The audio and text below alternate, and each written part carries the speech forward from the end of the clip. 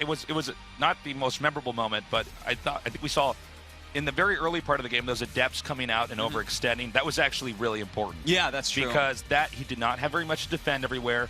We saw Dark knew he could fly in with an Overlord that was empty, for instance, and scare away probes. And I think in this game, if we're going to see Stats win,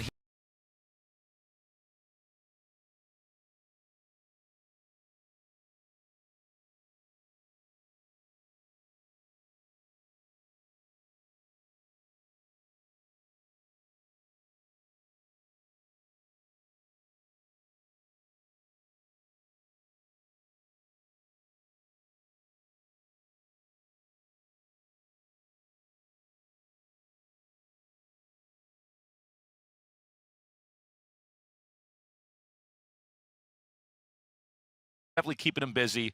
And Stats was really not going to catch up after that, and that's how Dark closed.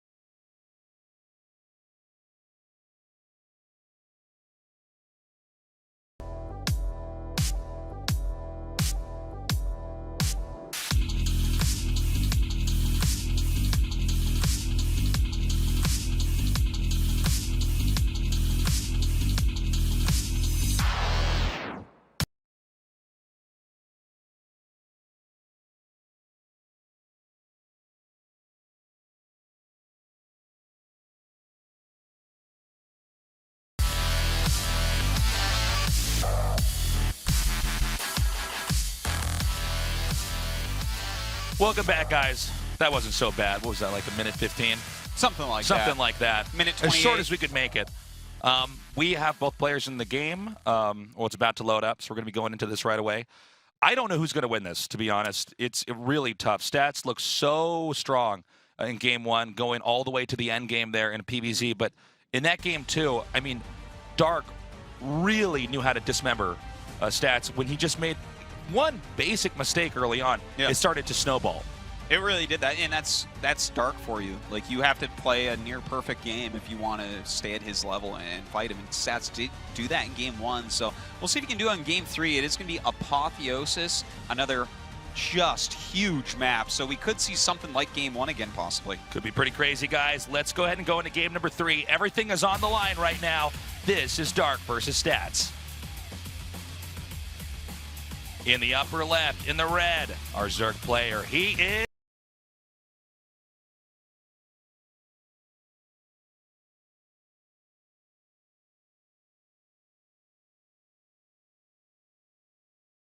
is Dark. And in the bottom right, in the blue, our Protoss player. He is Stats.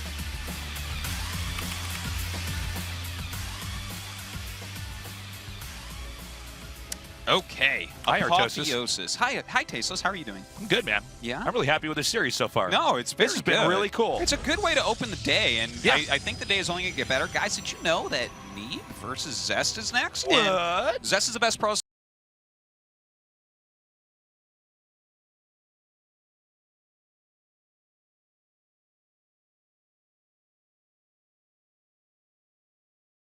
in the world, but Neeb crushed him at Kespa Cup, and now they're going to play again for a spot in the top 8. Revenge match. Oh my god. Cannot wait.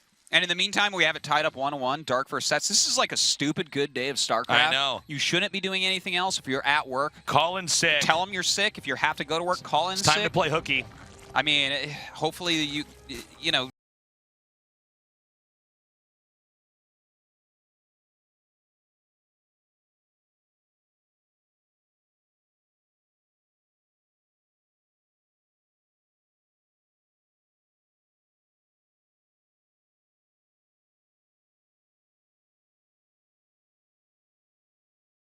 Better and better and better in StarCraft 2. They really are catching up to the Koreans. And not just Neeb. We've had plenty of games here in the last 2 days that have been fantastic.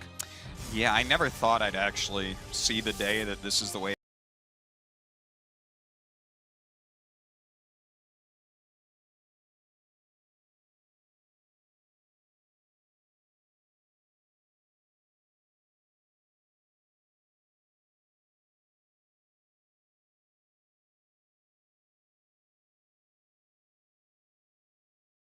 It is, but this is the way it is, and I'm happy to be here to see this day. So, it's exceeding all expectations, but it's a little bit a little bit easy to predict. The other is because it is such a big map, it's so long that you can play it kind of like New Gettysburg, where you're like, I am going to turtle forever. There's gonna be cannons and Psystorm and Tempest and all that, and make that ultimate army against Zerg. So those are the two most likely things to see from stats here. And there's something else that I want to highlight really quickly on this map.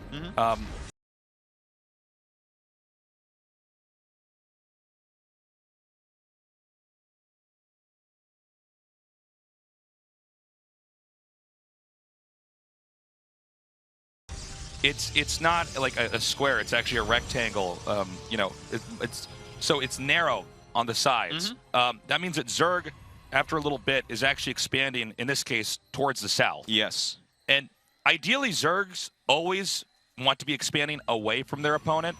If the map is just incredibly huge, a lot of people would say that's where Zerg is most comfortable. You don't want to be on a very, very tight map. That's why you don't have these super small maps in StarCraft 2, because Zergs would just get rushed and die. But as this game goes on, the expansions that Dark is going to be relying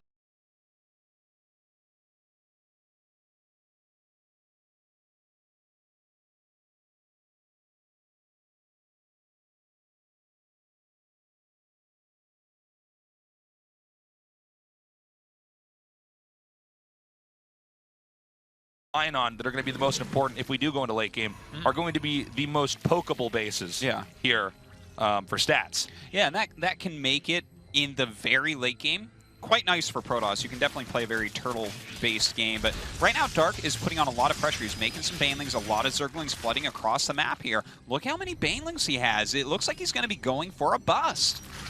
Okay. He is going to try to do it right now, actually. Here come those Banelings moving up. We actually have a drop over here as well. That first adept does go down. The Glaives are...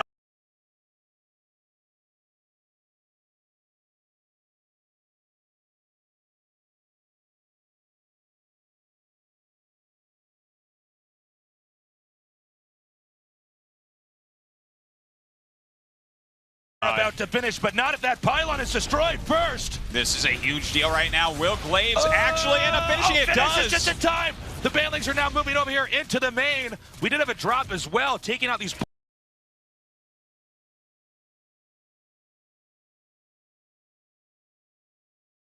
Pylons right now, Stats in a lot of trouble. This is so painful right now for Stats, losing a lot of probes. Luckily, his gold base is still mining well. Another overcharge comes down. The Baneling gets picked off. That's really good. Now these glaive-filled adepts will be able to push everything off. Banelings coming.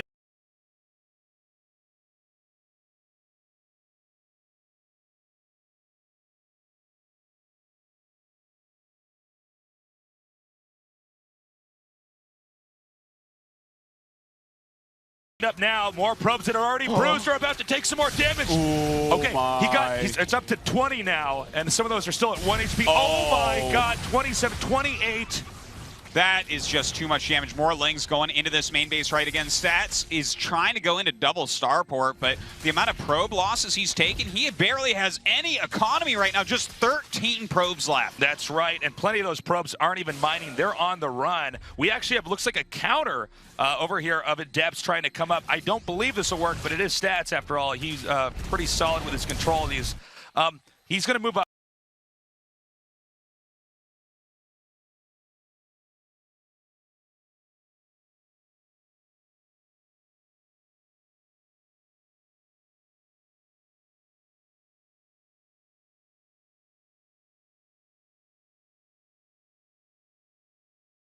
Up here. I believe if he has enough Banelings, though, he can just take these Adepts out. But this is the last attempt here by Stats to try to balance this game out. Just the number of Lings here is crazy, and he will surround these Adepts, wiping out very quickly with 40 probes gone. I think that has to be it, man. Yeah, this should be game. This should be series. GG. Wow. A very fast and furious one there in game number 3. Dark taking it out, advancing in first place in Group A, kind of as people expected. One thing you got to remember is that although Dark can play that endgame macro style,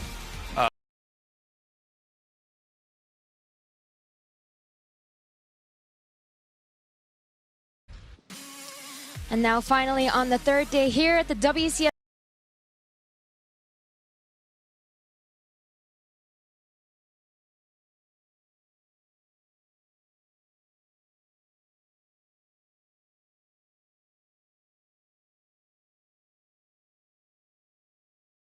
Global Finals, we do have our first player moving on to the quarterfinals. So first of all, congratulations, Dark. When I spoke with you a few days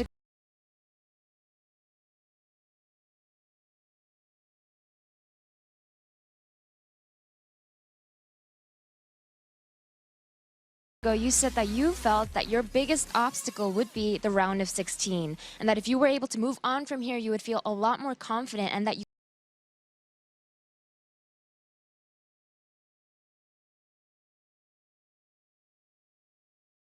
could feel that you could even just become the champion. So now that you are through to the quarterfinals, are you feeling very comfortable now? 이제 전 인터뷰했을 때 16강이 제일 가장 큰 산이라고 얘기하셨잖아요. 이제 8강까지만 진출을 하면 우승할 수 있다. He says, definitely, I feel very comfortable. Throughout the round of 16, I was feeling really, really nervous. And even in the first game against Stats today, I felt very nervous. And it was a game where it was mine, and I let it go. So I was very upset about that. But I really feel like I finally broke the round of 16 jinx that I feel I have. So I'm very, very happy about that. And now, speaking about Stats, he's a player that you've played multiple times this year. In fact, you guys have played in the finals of 2 different tournaments twice already. Because of that, I'm wondering, coming into today's game, were you feeling pretty comfortable, as it's a player that you do have experience playing against? And was there anything special that you prepared? 이제 이번 연에 김대엽 선수와 이제 자주 만났었잖아요. 결승전에서도 2번 만나고 그렇기 때문에 이제 아는 선수니까 좀 편하게 준비를 했는지, 아니면 뭐 특별하게 뭐 이렇게 하면 할 수 있겠다 이렇게 생각을 하셨는지. 대엽이 형이 스타일이 좀 알면 알수록 좀 꼬이는 스타일이에요. 그래서 좀 뭐라 해야 되지? 좀 과감하게 하려고 준비를 해왔고요. 그리고 대엽이 형이 노련함이 있어서 좀 힘들 거라 생각을 했는데 그래도 제가 준비해온 게 더 노련했던 것 같아요. So he says, Stats is one of those players, as the more you get to know his style, he's a very difficult player to prepare against, and I just knew I had to prepare myself mentally against that. And even today, as I played against him, I could definitely feel that, but I just feel that I was more prepared and my strategies worked better, and that's why it worked. And now moving forward, one of the favorites that a lot of people called out for this tournament was Solar, but yesterday he was actually eliminated. So now I'm wondering, out of the players that are left, is there a particular player that you're worried about? 어저께 많은 사람들이 얘기했던 우승 후보들 중에서 강민수 선수가 탈락을 했어요. 그래서 이제 남은 선수들 중에서 혹시 걱정되는 선수 있나요? 걱정되는 선수는 없고요. 그리고 제가 원래 블리즈컨 오기 전에도 제 자신과의 싸움이라고 생각을 하고 있었고 이제 16강에서 8강으로 올라간 만큼 더더욱 자신감이 쌓여서 우승할 수 있을 것 같아요. Says, no, actually, there is not a player that I am worried about. Coming into this tournament, the WCS Global Finals,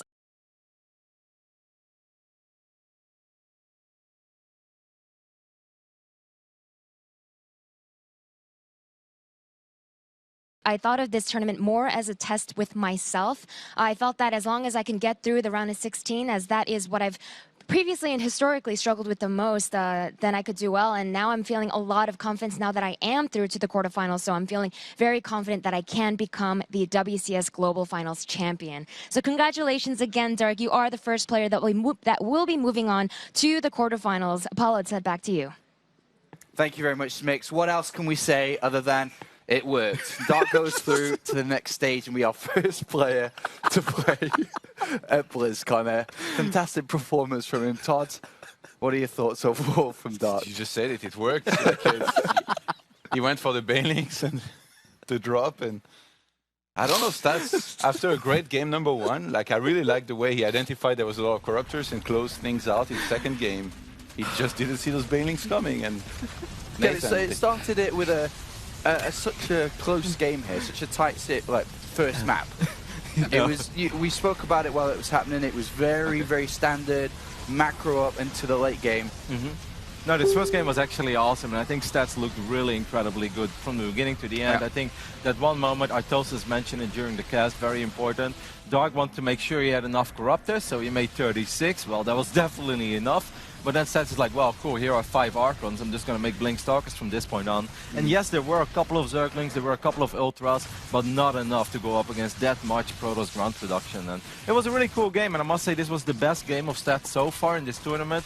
Game 2, however, that's when things connected. And it worked, boys. Yeah, well, I mean, this is the greatest play of StarCraft that I think has ever been commentated. So close, yet so far. Then finally later, it did in fact work. But this series just got out of hand. We saw it all, right? The early aggression, the non-stop drops, the Baneling harass, and I mean, we got to see a mothership with Mass Void Ray as well, which we don't get to see enough of. The best thing about this is that we unlocked Roddy's final laugh. It finally came into the broadcast because of all of this. The second game was super sick, and the third game, I think, is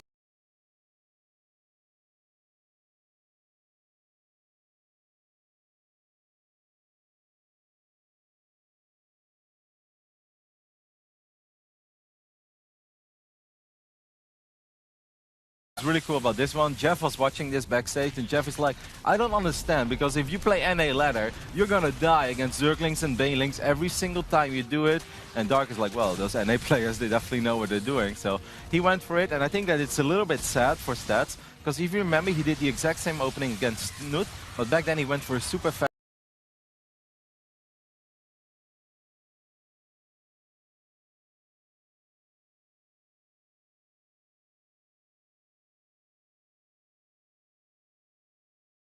Stargate even before Warp Gate, and then if you open up with an Oracle and follow it up with a Void Ray, the Void Ray can shut down the Dropper Lords, and then the Oracle can take care of the Link Floods, and it's never an easy hold, obviously, but I think it's a lot more doable than with this opening. It's not impossible, but I think it's very hard to hold. The emergency double Stargate came in there way too late, obviously, and that's the downfall for Stats. He's not out of the tournament, obviously.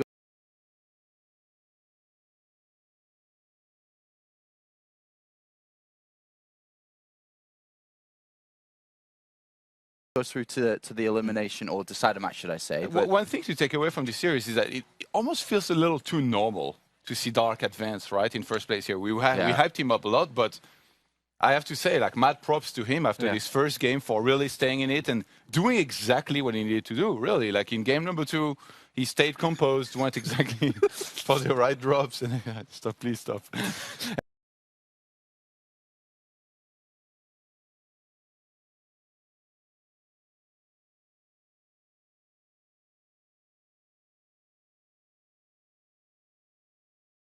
And then game 3, he's like, well, I've been playing, fairly standard and stuff. I haven't been that aggressive. I've already seen him do a build that I think I could punish. I'm just going to go Zergling Baneling, and it's going to work out. He did indeed. And Any final thoughts here, Kev, on that series? I mean, the next one that we've got lined up, I'm sure you can see behind us, Neeb setting up currently going to be taking on Zest. I mean, obviously we're having a little bit of a giggle about Game 2, but the beginning of Game 2 is absolutely worth mentioning. The way that he shut down the Adept aggression, I think Frozen Temple is the best map for the 1-gate Twilight, 2 more gate opening, and he just shut it down so incredibly good with just a few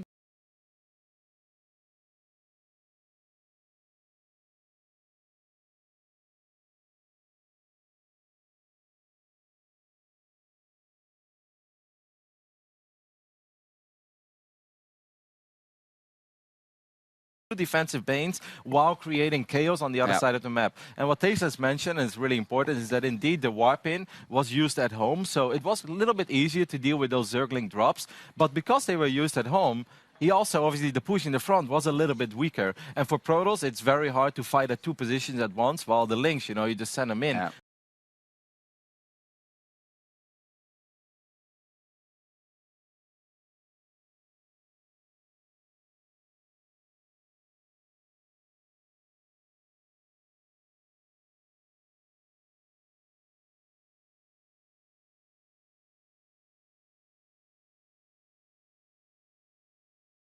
And you hope they clean it up. While at depth, you have to run away a little bit, you have to shoot.